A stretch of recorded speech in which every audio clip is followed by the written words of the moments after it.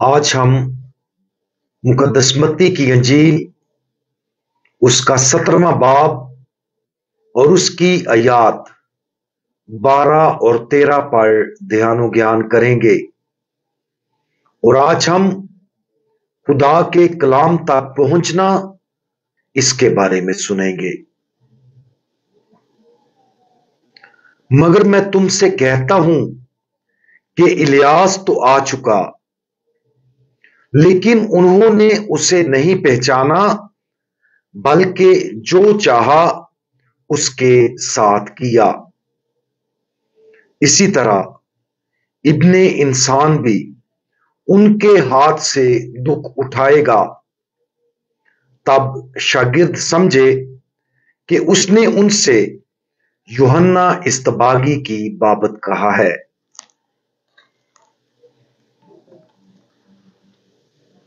पुराने अहदनामे के नबियों में से आखिरी नबी मिलाकी नबी था।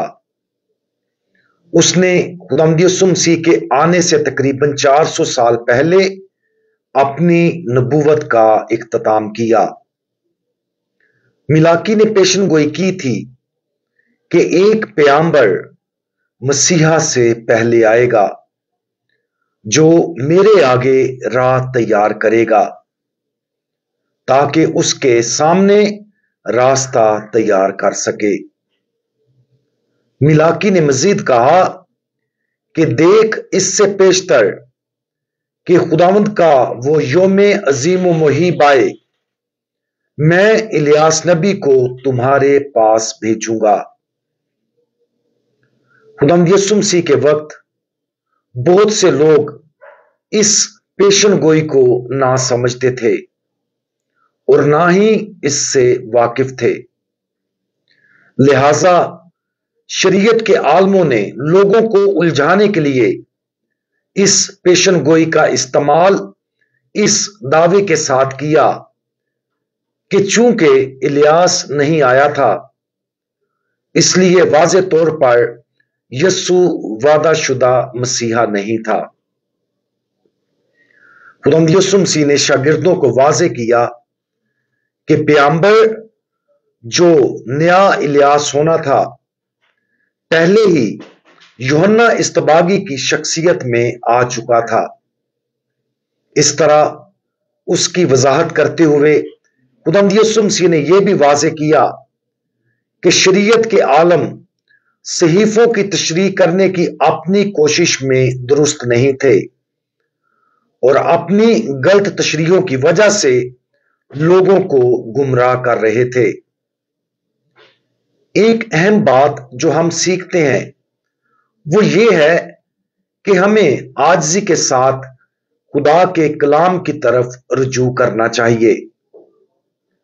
शरीयत के उलमा के गुरूर ने उन्हें यकीन दिलाया कि उनके पास कोई ऐसी गैर मामूली हिकमत थी जो दूसरों के पास नहीं थी।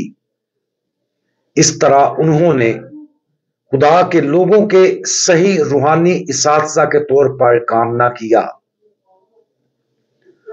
अगर हम ना सिर्फ पुराने अहदनामे की पेशनगोइयों और खुदावंद यीशु मसीह के अल्फाज को भी सही तौर पर समझना चाहते हैं, तो खुदा के कलाम के सामने आजिज़ी जरूरी है।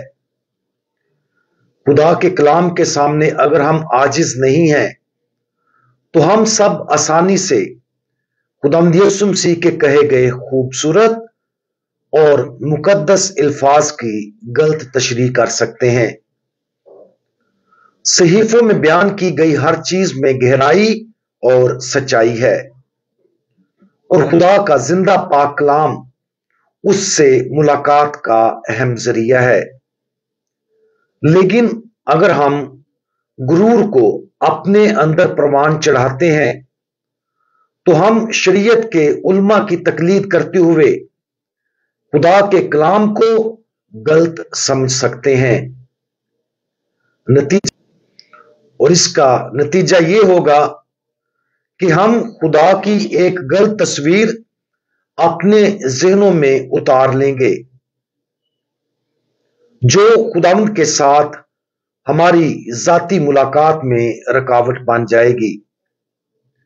लेकिन अगर हम हमेशा उन तमाम चीजों के सामने आजिज रह सकते हैं जो खुदा ने हम पर जाहिर की हैं, तो हम उन सब से गहरी और खूबसूरत सच्चाइयों के लिए ज्यादा आसानी से अपने दिलों को खोल लेंगे जो खुदा हमारे दिलों में डालना चाहता है।